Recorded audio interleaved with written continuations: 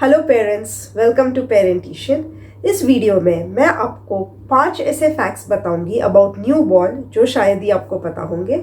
सबसे पहला fact, new born baby जो है वो 3 to 4 मंथ्स की एज तक एब्सोल्यूट नोज ब्रीदर्स होते हैं। मतलब उन्हें सिर्फ नाक से ही सांस लेना आता है, मुंह से सांस लेना नहीं आता है। अगर इतने छोटे बेबी को बाय चांस कोल्ड हो जाता है और नोज ब्लॉक हो जाता है तो ओरल एयरवे जो है वो ओपन अप होता है, लेकिन वो कई बच्चों में 20% होता है, कहीं में 50% होता है। It differs from baby to baby. तो इस बात का खास ध्यान रखें कि घर में अगर किसी को कोल्ड है या कोई रिलेटिव को कोल्ड है तो वो बेबी से दूर ही रहे, क्योंकि 3 मंथ्स के एज से कम बेबी को हल्की सी सर्दी भी बहुत ज़्यादा परेशान कर देती है। Second fact is about their vision. Adult की जो विजुअल एक्यूटी होती है वो 20/20 होती है और न्यू बॉर्न की 20/400 होती है। अब इसका मतलब आपको नहीं समझा होगा, ये नंबर्स मैंने सिर्फ इसीलिए दिए हैं क्योंकि ये नंबर्स फैक्ट है। इसका मतलब आई विल एक्सप्लेन यू।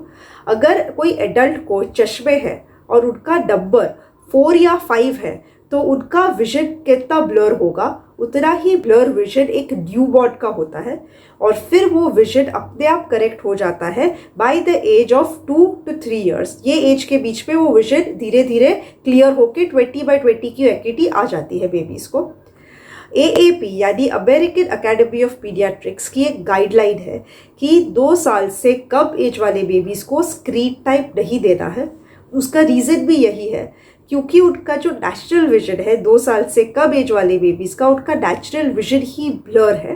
अगर ऐसे में वो स्क्रीन के अंदर घुस के देखते रहेंगे तो एक 3 या 4 साल के एज के बच्चे की आइज पे जितना स्ट्रेन पड़ेगा उससे कई ज़्यादा स्ट्रेन 2 साल से कम एज वाले बेबीज के आइज पे पड़ेगा, क्योंकि उनका नेचुरल विजन ब्लर है।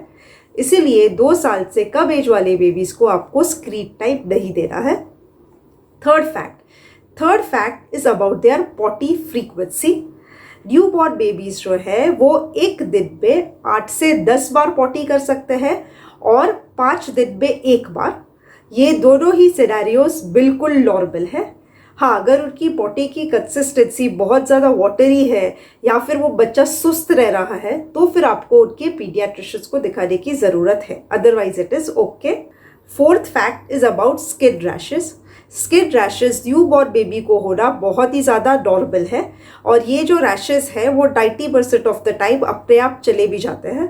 अगर वो ज़्यादा टाइम रह रहे हैं, नहीं जा रहे हैं, तो आप अटोगला या अवीरो ये 2 क्रीम्स का इस्तेमाल कर सकते हो। ये करने के बाद भी अगर वो रैशेस नहीं जाते हैं या फिर रैश विथ फीवर है तो आपको अपने पीडियाट्रिशियन को दिखाने की ज़रूरत है।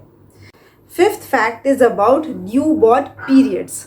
ये सिर्फ फीमेल बेबीज पे ही देखने मिलता है और वो भी सिर्फ 5 to 10% ऑफ द टाइम ही देखने मिलता है। दूसरे या तीसरे दिन पे फीमेल बेबीज के वजाइना से कई बार 2 से 3 ड्रॉप ब्लड का आता है and this is considered normal. ये उनको हार्मोनल चेंजेस की वजह से होता है। अगर वो सिर्फ 2 या 3 ड्रॉप है, 2 और 3 दिन के लिए ही कंटिन्यू होता है तो वो नॉर्मल है।